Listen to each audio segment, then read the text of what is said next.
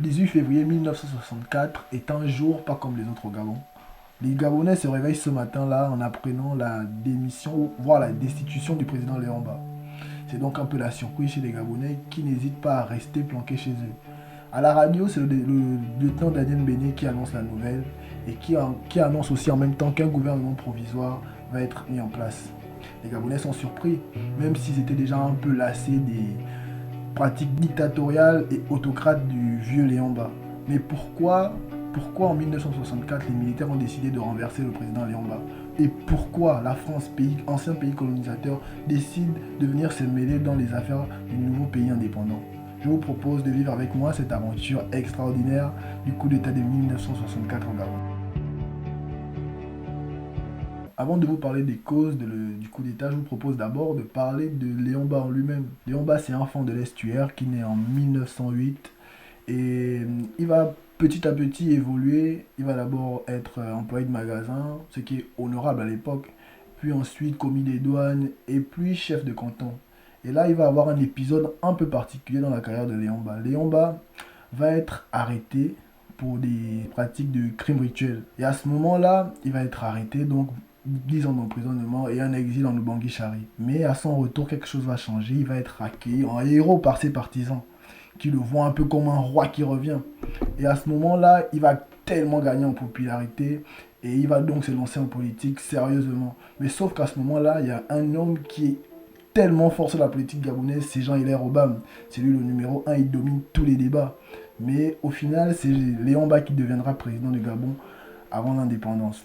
Les causes du coup d'État sont assez nombreuses et je vais prendre les plus plausibles. D'abord, Léomba, c'est un personnage extraordinaire. C'est le genre de président qui n'hésite pas quand il roule au volant de sa Mercedes dans les rues de Libreville et constate qu'un passant, un citoyen lambda par exemple, ne l'a pas salué. Il descend de sa voiture armé d'une chicotte et se met à fouetter le passant et le met par la suite dans le coffre de sa voiture et roule avec lui dans les rues de Libreville. C'est juste ça, ça vous montre déjà un peu qui était le président Léomba, quoi. Hormis ça, c'était quelqu'un qui voulait gouverner tout seul. Il ne supportait pas la concurrence au sein de son gouvernement. Et Paul-Marie Gondjou, président de l'Assemblée nationale à l'époque, émet une motion de censure que Léomba n'apprécie pas. Il assigne à résidence Paul-Marie Gondjou. Pourtant, Paul-Marie Gondjou, à ce moment-là, c'est l'un de ses plus proches collaborateurs et un de ses alliés. Il assigne à résidence et il demande à ce qu'on l'arrête. Et ce ne sera pas la seule fois qu'il va dissoudre l'Assemblée nationale. En 1964, avant les législatives, il dissout encore l'Assemblée nationale juste pour faire du mal et éloigner politiquement son ami de toujours, Jean-Hilaire Obama. Et à ce moment-là, je pense que c'est un peu la goutte qui fait déborder le vase parce que, d'abord, tu veux commander comme si c'était ton village, mais en même temps aussi, les Gabonais se disent, mais on est dirigé par un pro-français ou un pro-gabonais. Et le problème aussi, c'est que Léomba, avant l'indépendance, ne voulait même pas l'indépendance. Ça, c'est important à savoir. Il aurait préféré la départementalisation. Pendant que dans d'autres pays, les gens comme Patrice Lumumba se battaient pour l'indépendance. Au Gabon, il y avait quelqu'un qui ne voulait même pas entendre parler de ça. C'est quand même incroyable. Et aujourd'hui, je trouve ça aberrant parce que on parle de Léomba comme le père de l'indépendance au Gabon, alors qu'il ne voulait pas de l'indépendance.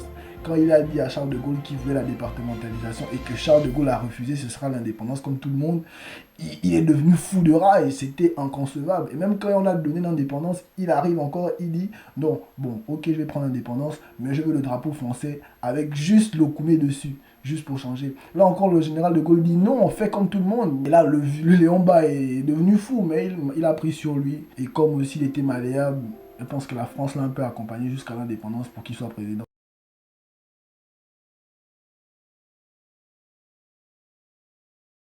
Dans la nuit du 17 au 18 février, quelques lieutenants, quelques militaires décident de passer à l'action. Ils prennent la présidence, la radio-télévision et capturent le président Léomba et quelques membres de son gouvernement. Ils font écrire à Léomba une lettre de démission dans laquelle il annonce sa démission. Et puis après, ils vont faire lire cette lettre à la radio-télévision. Et quand les Gabonais vont apprendre ça, vous imaginez un peu, c'est la surprise. C'est un peu comme nous en 2019 avec l'affaire de Kelly Obiang. Personne ne va sortir de la maison. C'est un peu la peur. En plus, à l'époque, au Gabon, c'est quoi? C'est 400 000 habitants seulement. Et après l'annonce du putsch, Jean-Hilaire Obama et quelques figures politiques de l'époque vont se réunir à la présidence afin de constituer un gouvernement provisoire. Mais là, on va voir des scènes assez fantastiques parce que déjà, Jean-Hilaire Obama va être nommé président de la République, l'éternel rival de Léomba, nommé président de la République. quand celui-ci tombe au cours d'un coup d'État, déjà c'est déjà un peu limite. Et ensuite, Paul-Marie Gondjou qui a travaillé avec Léon-Mba fait partie du gouvernement. Et les gens comme Chambrier, Éluard Chambrier, premier médecin du Gabon, ils font partie du gouvernement. C'est vraiment un gouvernement costaud. C'est pas, certes, c'est des militaires, mais franchement, il y a du beau monde. On peut encore rajouter des gens comme Jean-Marc Ecot. C'est vraiment un beau gouvernement qui se constitue. Et pendant qu'ils sont en train d'échanger afin de constituer le gouvernement, il y a des scènes qui rappellent en quoi la politique est un peu vicieuse, au Gabon en tout cas. On entend certains dire « Oh, vas-y, mets mon frère, mais si tu ne mets pas tel, je ne fais pas partie du gouvernement. Si tu ne retires pas tel, je ne fais pas partie du gouvernement. » Chacun essaie un peu de positionner sa personne, chacun essaie un peu de positionner son frère. Et c'est un peu ça la formation du gouvernement à l'époque. Pour la petite histoire, le lieutenant Daniel Béné, celui qui a lu la lettre à la radio, la lettre de l'émission de Léon-Mba, l'un des cerveaux du coup d'État aussi, quelques semaines avant, est allé voir sa belle-mère et lui a demandé, sa belle-mère est voyante en fait, et il est allé lui demander, je prépare un coup d'État, est-ce que tu peux me dire comment ça va se passer? Sa belle-mère à l'époque, c'est vraiment quelqu'un à qui les gens font confiance, des fois elle dit la vérité, des fois non, comme tous les voyants, tu vois, vous voyez. Et sa belle-mère va lui donner une réponse qui va rester dans sa tête pendant tout le coup d'État. Il lui a dit, Daniel, tu vas réussir ton coup d'État, mais fais attention parce qu'il y aura une intervention étrangère. Elle ne pensait pas si bien dire, mais justement le même jour du coup d'État, quand le général de Gaulle apprend qu'il y a un coup d'État au Gabon, aussitôt il demande à certaines bases militaires, à certains officiers qui sont encore au Gabon, d'intervenir et de remettre Léon-Mba en place. C'est là où je me suis rendu vraiment compte de l'importance des bases militaires en Afrique, parce que les avions vont venir du Sénégal, de Centrafrique, juste pour remettre Léon-Mba au pouvoir. Vous imaginez s'il n'y avait pas eu ces bases militaires-là, le trajet qu'ils auraient fait de Paris à Libreville, ce serait déjà un peu trop tard. Et à ce moment-là, ils arrivent à Libreville. Et là, il va y avoir des scènes assez tragiques, assez tristes. Déjà, les Nord Atlas se posent à l'aéroport de Libreville et Jean Hilaire Obama et son gouvernement qui apprennent la nouvelle demandent qu'ils résistent à ce que l'armée gabonaise n'autorise pas l'armée française à venir braver le territoire gabonais. Mais à l'aéroport, le chef de l'aéroport parle avec l'un des chefs de l'armée française à l'époque et il lui dit aucun avion n'est autorisé à atterrir aujourd'hui. Est-ce que vous pouvez repartir? Le chef lui répond alors et il dit cet aéroport appartient à la France et on est venu juste faire une mission. Comme si c'était encore la colonie quoi. Et à ce moment-là, ils sont descendus et ils arrivent vraiment en opération commando pour remettre Léon-Mba au pouvoir. Ils arrivent et c'est là où, quand ils sont dans les rues de Libreville, quelque part, Jean Hilaire Obama et ces gens savent et c'est la peur qui règne parce qu'on sait que quand on rate un coup d'État, en tout cas en Afrique, on peut vraiment perdre la vie. Et à ce moment-là, ils arrivent, ils se dirigent directement dans les lieux stratégiques comme la radio, la présidence et à Baraka par exemple. Et à Baraka, il va y avoir une scène plutôt triste. C'est Pierre Péan qui raconte. Daniel Béné, celui qui est formé à Saint-Cyr, rencontre un de ses camarades pendant les affrontements. Et son camarade le reconnaît tout naturellement et lui dit « Mais Daniel, rends-toi et tu seras traité en officier. Il n'y aura pas de peine exceptionnelle pour toi. » Daniel, selon Pierre Péan bien sûr, répond que la France humilie le Gabon en agissant ainsi et qu'il préfère la mort à la honte. Le lieutenant français tire sur son ancien compagnon de Saint-Cyr. Image triste, mais c'est pas vraiment comme ça que ça s'est passé. Pierre Péan, c'est quand même un grand écrivain sur l'Afrique. Mais en 2011, le frère de Daniel Béné vient discuter cette thèse-là en racontant qu'à un moment donné, son frère a été raisonné. Et son camarade de Saint-Cyr l'a crié, mais ne fait pas le CON. Ne fait pas le CON. Et à ce moment-là, il s'est rendu. Et l'armée française a commencé à un peu faire le ménage. Et c'était vraiment pas des affrontements pacifiques parce que rien que la remise de Léon-Mba au pouvoir a fait pas moins de 20 morts du côté gabonais et rien que 2 morts du côté français, ce qui est assez triste quand on sait déjà que le coup d'État s'est fait sans effusion de sang. Et là, la traque va commencer, ils vont commencer à chercher tous ceux qui ont participé au coup d'État. Et là, à ce moment-là, personne ne va réussir à fuir, personne ne va réussir à s'échapper du territoire gabonais. Au bout d'une semaine, ils auront attrapé tout le monde. Et Léon-Mba, quand il sera délivré à Lambaréné, vu qu'on l'avait déjà emmené à Lambaréné, certains avaient même suggéré qu'on le tue, puis on le jette dans les fleuves de l'Ogooué. Mais il n'en sera rien, Léon-Mba reviendra au pouvoir.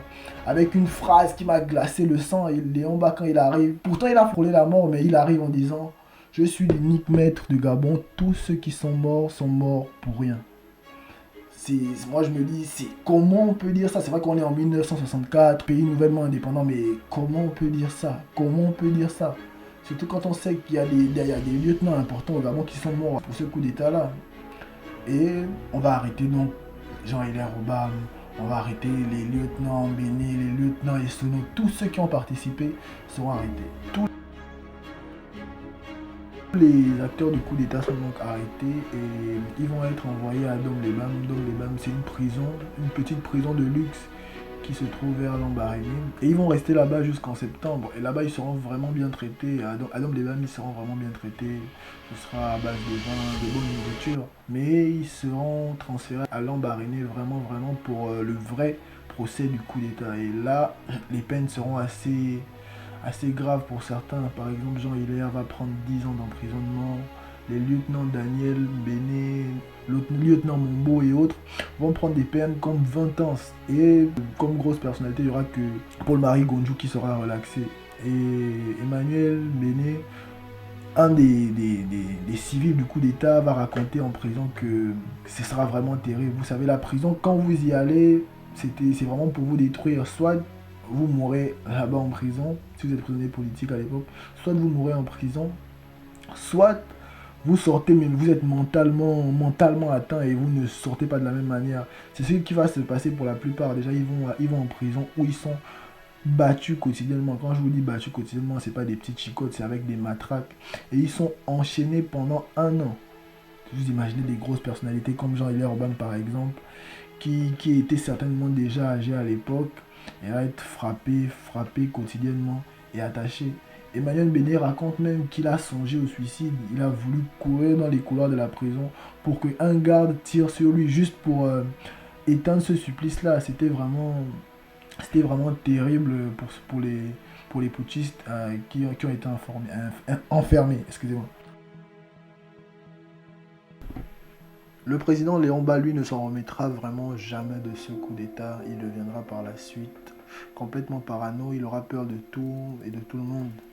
Il ne se sentira plus qu'en sécurité dans sa maison à la présidence, recouvert de militaires français. Et quelques années plus tard, il sera diagnostiqué d'un cancer qui aura raison de lui en 1967, où il mourra d'un cancer. C'est donc la fin de cette petite narration. N'hésitez pas à liker, commenter la vidéo, même partager si vous avez aimé, ça permet d'encourager. Et n'oubliez pas, si vous ne vous occupez pas de la politique, elle s'occupera de vous. Merci et au revoir.